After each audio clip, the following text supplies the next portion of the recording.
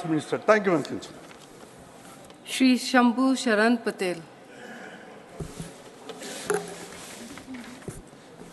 धन्यवाद उपसभापति महोदय कि आपने मुझे देश के इकोनॉमिक सिचुएशन पर बोलने का मौका दिया है। महोदय, मैं सबसे पहले अपने देश के यशस्वी प्रधानमंत्री आदरणीय श्री नरेंद्र मोदी जी को धन्यवाद देना चाहता हूं कि जो देश के करोड़ों लोगों के हित को ध्यान में रखते हुए समाज के सभी वर्गों के प्रति उदारता एवं जन कल्याण की भावना एवं भारत देश को परम वैभव तक पहुँचाने की भावना को ख्याल में रखते हुए देश को आर्थिक रूप से संपन्न बनाने का कार्य किया है। माननीय प्रधानमंत्री जी के अथक प्रयास और 9.5 वर्षों तक बिना रुके बिना थके और उनकी कड़ी मेहनत का नतीजा है कि आज भारत पूरे विश्व में सबसे तेज़ी से बढ़ती हुई अर्थव्यवस्था बन गई है। सभापति महोदय, उपसभापति महोदय, माननीय प्रधानमंत्री जी के नेतृत्व में देश में चौतरफा विकास हो रहा है। भारत का कोई भी सेक्टर इस विकास से अछूता नहीं रहा है। देश के स्वास्थ्य का क्षेत्र हो या रेलवे का क्षेत्र हो, जलमार्ग से लेकर वायुमार्ग तक का क्षेत्र हो, चाहे संचार का क्षेत्र हो, सूचना प्रौद्योगिकी का क्षेत्र हो, रक्षा का क्षेत्र हो एवं देश के ऑटोमोबाइल का क्षेत्र हो या अंतरिक्ष का क्षेत्र हो, आज देश चारों तरफ चौमुखी विकास कर रहा है। महोदय, हमारे पार्टी के नेता श्रद्धेय पंडित दीनदयाल उपाध्याय जी की सोच थी अंत्योदय, यानी कि समाज के अंतिम व्यक्ति का जब तक विकास नहीं हो जाता तब तक उस राष्ट्र का, उस देश का विकास नहीं हो जाता है। उन्हीं के राह पे चलते हुए हमारे प्रधानमंत्री जी अंत्योदय को जो है साक्षर पालन करते हुए देश को परम वैभव तक पहुंचाने के कार्य में लगे हुए हैं। महोदय, पूर्ववर्ती की कांग्रेस की सरकार पूरी तरह से तुष्टीकरण की राजनीति करते आई है। उन्होंने मुसलमानों को सिर्फ वोट बैंक के रूप में इस्तेमाल किया और हम देश के करीब 52% पिछड़ों समाज के लोगों के साथ समाज को विकास से महरूम रखा। और मैं अति पिछड़ा समाज से आता हूं और देश में जब कांग्रेस ने 60 वर्षों तक राज्य के शासन करने के बावजूद भी पिछड़ा वर्ग आयोग को संवैधानिक दर्जा नहीं दिया। अन्य पिछड़े वर्गों के लिए सामाजिक और आर्थिक उन्नयन के लिए 1953 में अनुच्छेद 340(1) के अंतर्गत तत्कालीन राष्ट्रपति डॉक्टर राजेंद्र प्रसाद जी ने काका कालेलकर की अध्यक्षता में एक पिछड़ा वर्ग आयोग का गठन किया। आयोग अपनी रिपोर्ट 1955 में भारत सरकार अपनी संस्तुतियों में सहित दे दी, लेकिन 60 वर्षों तक ये कांग्रेस की सरकार रही।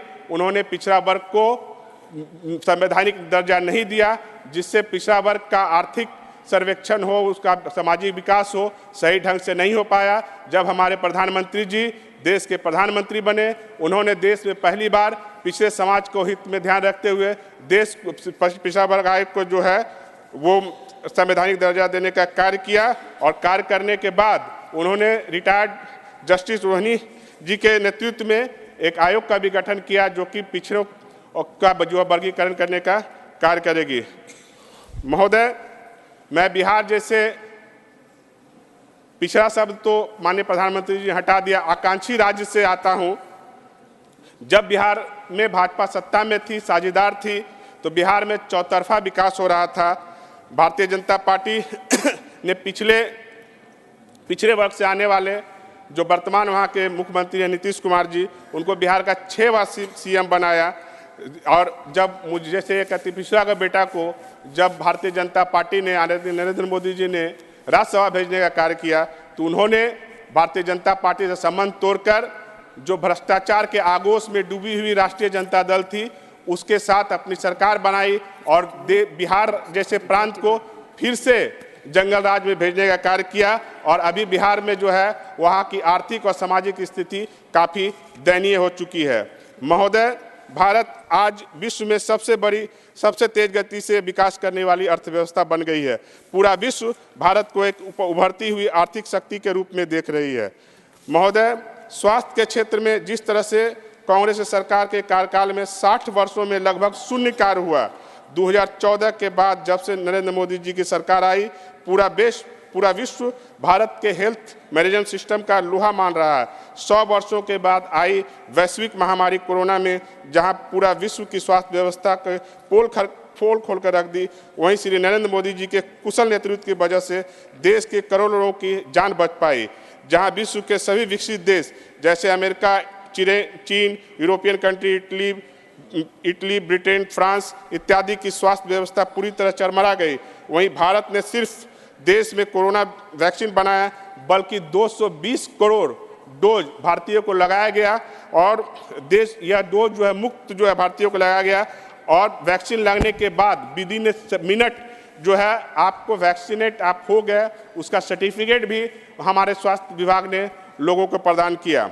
और बहुत सारे कंट्री में हमारे देश के प्रधानमंत्री नरेंद्र मोदी जी के नेतृत्व में बहुत सारे देशों को हमने मुफ्त में वैक्सीन और दवाइयाँ भी कोरोना काल में जो है वो सप्लाई किया। महोदय, विपक्ष के साथियों को सिर्फ हमारे नरेंद्र मोदी जी के नेतृत्व वाली सरकार में त्रुटियां नजर आती हैं, लेकिन कोविड काल से लेकर अभी तक भारत के 80 करोड़ लोगों को जो मुफ्त अनाज देने का कार्य कर रही है, जिससे देश का कोई भी गरीब, कोई भी मजबूर, कोई भी बेसहारा भूखा सो ना पाए। इस मुफ्त अनाज देने की योजना आगे भी हमारी सरकार ने बढ़ाया है। इस 80 करोड़ लोगों को मुफ्त देने की योजना में हमारी सरकार ने ना कभी कोई जाति देखा, ना कोई धर्म देखा, ना कोई पंथ देखा, कोई बैरियर नहीं रखा। और यही वजह है कि 2014 के बाद देश जो है हर क्षेत्र में विकास कर रहा है।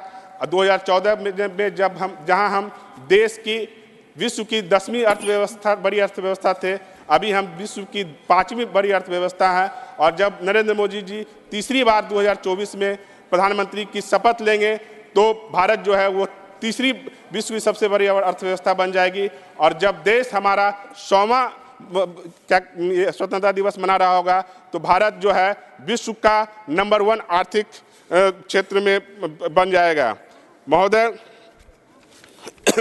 हमारे जो साथी हैं, कांग्रेस साथी है, हमारे विपक्षी दलों जो है उनको सिर्फ हमारी सरकार में त्रुटियां नजर आती हैं। हमारे सरकार का जो योजना है, जो हमारी सरकार का थीम है, सबका साथ, सबका विकास, सबका विश्वास और सबका प्रयास, ये नज़र नहीं आता है। आप देखिए 2014 के पहले जहां देश में 74 एयरपोर्ट था, अभी लगभग 148 एयरपोर्ट बन के तैयार हो गया है।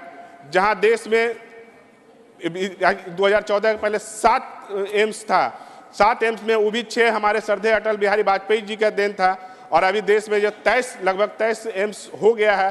बिहार में बिहार सरकार की नाकामियों की वजह से हमारा जो दरभंगा का एम्स है अभी बन नहीं पाया, नहीं तो वो 23वां पूर्ण हो चुका होता। उसके बाद अभी देखिए सबसे आधुनिक सुविधा से युक्त हमारा जो वंदे भारत ट्रेन है वो भी अपने आप में एक बेमिसाल है। हमारे बिहार को भी कुछ मिला है और मैं आगे और भी मांग करूंगा माननीय रेल मंत्री जी से कि और वंदे भारत ट्रेन जो है वो बढ़ाया जाए। हमारी जो 9 वर्षों का जो अचीवमेंट है हमारे सरकार का, अगर उसको ठीक से अगर बोला जाए तो अपने आप में एक डिक्शनरी बन जाएगा। लेकिन एक छोटा सा जो उसकी वानगी है वो बताने का काम करता हूँ। छोटा सा जो समरी है, आप किसानों को ले लीजिए तो हमारे प्रधानमंत्री फसल बीमा योजना लगभग 12.5 करोड़ लोगों को दिया गया। प्रधानमंत्री किसान सम्मान योजना, प्रधानमंत्री कृषि सिंचाई योजना, अंतर्राष्ट्रीय अनाज मेला, गरीबों के लिए जल जीवन मिशन योजना, प्रधानमंत्री जन औषधि केंद्र, ये अपने आप में एक मिसाल है। प्रधानमंत्री जन औषधि केंद्र के माध्यम से लगभग 10,000 जो है जन औषधि केंद्र खोले गए। आयुष्मान भारत योजना, ये पूरे वर्ल्ड में अपने आप में एक मिसाल है कि आप पूरे जो है 5 लाख तक का जो है आप फ्री में इलाज, समाज का कोई भी गरीब वर्ग, उसमें ना कोई जात, ना पंथ, ना धर्म का कोई बैरियर रखा गया है, हमारी सरकार ने देने का कार्य किया है। प्रधानमंत्री आवास योजना, क्या मैडम मेरा समय समाप्त हो गया क्या? अच्छा, 1 मिनट कंक्लूड कर दूं। प्रधानमंत्री आवास योजना, प्रधानमंत्री आवास योजना, प्रधानमंत्री ग्राम सड़क योजना, उज्ज्वला योजना, प्रधानमंत्री मातृ वंदना योजना, स्वच्छ भारत मिशन के तहत हमारी जो अति पिछड़ा और दलित समाज की महिलाएं थी, जिन्हें शाम होने का इंतजार और सुबह में सूरज उगने के पहले का इंतजार होता था कि मुझे शौच के लिए जाना है, उसका ख्याल रखते हुए, उनकी इज्जत और मर्यादा ख्याल रखते हुए जो करोड़ों शौचालय बांटे गए, बनाए गए हमारे प्रधानमंत्री के द्वारा, यह दर्शाता है कि 2024 में जब जो बचा हुआ कार्य है, हमारे प्रधानमंत्री जब फिर से पुनः 2024 में तीसरी बार देश के प्रधानमंत्री बनेंगे तो देश उन्नति करेगा। और वह दिन दूर नहीं जब भारत देश की विश्व की सबसे बड़ी आर्थिक अर्थव्यवस्था बनेगा। आपने मुझे बोलने का मौका दिया, बहुत बहुत धन्यवाद। श्री आदित्य प्रसाद।